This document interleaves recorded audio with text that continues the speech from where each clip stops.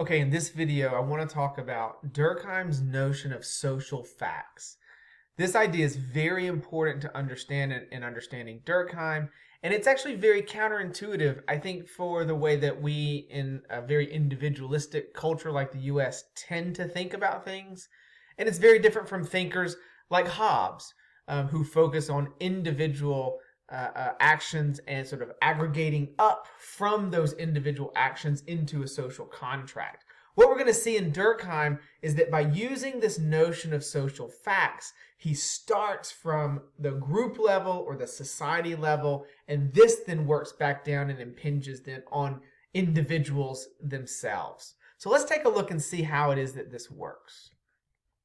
So let's start then by thinking about what social facts actually are. Durkheim has a great way, sort of a great phrase in what you've read in the selection from the Rules of Sociological Method, where he says, a social fact is every way of acting, fixed or not, capable of, this part is really important, of exercising on the individual an external constraint, or which is general over the whole of a given society, whilst having an existence of its own, independent of its individual manifestation. But let's look in at that key phrase he uses of an external constraint. So what Durkheim is saying is that a social fact imposes an external constraint on individuals. So there's really two elements of social facts that we need to be thinking about. One is that they are external from the individual. They are not properties of or things about the consciousness or the thinking of an individual. They are external to the individual. So think about this. When you entered into the world, you entered into an entire array of social facts, a society with a pre-existing given set of things about it in which you're going to enter into. You don't think about and define your own language that we use to talk. No, we have a shared language that different societies use, that they can share in common with one another and communicate with one another. Right? You don't make up your own language. It exists external from you and imposes that constraint. Money is a social construction. It's not a thing that exists in nature. But we enter into a society that has a monetary system. In the US, we have dollars, and these dollars have particular properties and mean particular things, and you can use them to exchange for certain kinds of other goods. This is an entire monetary system that you don't choose or decide upon as an individual, but exists as a social fact. Even if you don't like money, you don't like the US monetary system, it goes on regardless of you. And that's important because it will continue after you are gone. It existed before you, and it will exist after you. And the same is true of languages. They exist before us, and they will continue to exist after us. They are external from the individual. The second property to think about is that these things are coercive of individuals, right? That is to say, they force us into engaging with the world in a particular way, right? You're required to use the language of the people around you just in order to communicate with them. In that way, you can think about language as being a coercive social fact, right? You can think about something like fatherhood as a social fact. It exists as a convention that is a social norm. In some cases, it exists within law as well. And so what does it mean to be a father? It's a social fact that defines a particular social role in relationship to children, sometimes in relationship to another spouse. Historically, or I shouldn't say historically, but let's go back 100 years, 200 years, fathers as a social role simply had to be breadwinners, maintain income coming into the family. Now fathers are expected to provide emotional support for kids as well. And so in that way, this expectation is something that others around you will have.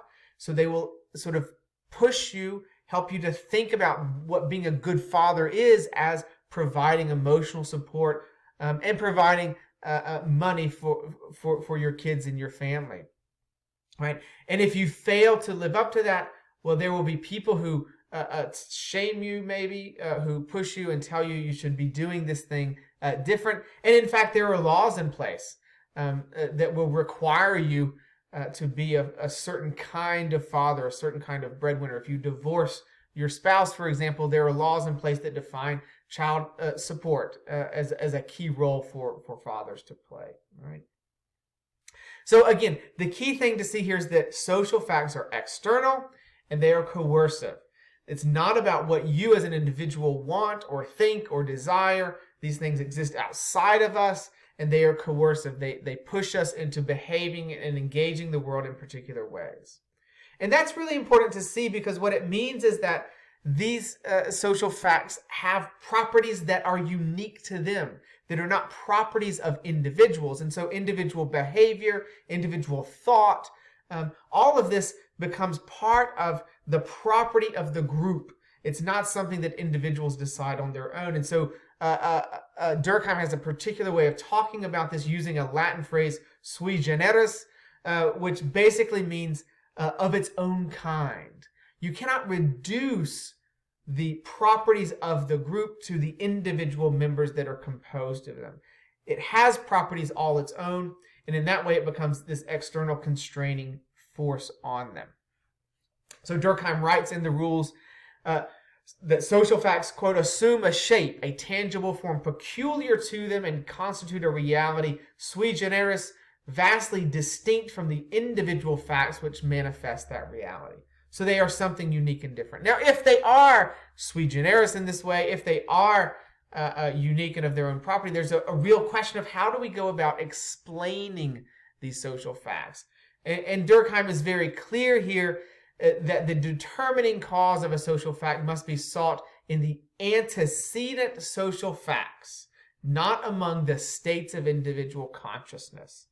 If you want to explain and understand a social fact, you have to look at them, look at other social facts that may be shaping them. If, for example, you want to explain and understand divorce rates and why divorce rates in one society or one moment in time are higher than another, you cannot look at individual motives and ask questions like, why did this particular couple get divorced?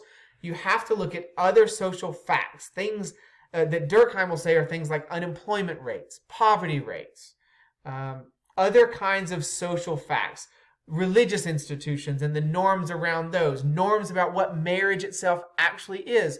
All of these are going to shape social facts, not individual motives to get divorced or not in a particular relationship. So if we're going to explain social facts, those external coercive forces, we have to look to other external coercive forces, other social facts. So what's the point of all of this talk about social facts that Durkheim? There's a really key thing that I want you to see out of this. The core of sociology for Durkheim, the thing that makes sociology unique from something like biology or psychology, the thing that makes it unique as a social science is that it focuses in on social properties. It looks at the attributes of social properties, social categories, social groups, social institutions, not of the individuals themselves that make up those institutions or groups, etc. So if we want to understand the world according to Durkheim, we have to be attuned to thinking in terms of social properties, that is, in thinking about social facts and what other social facts are related to them. Okay, I hope this has been helpful, and I will talk to you guys later.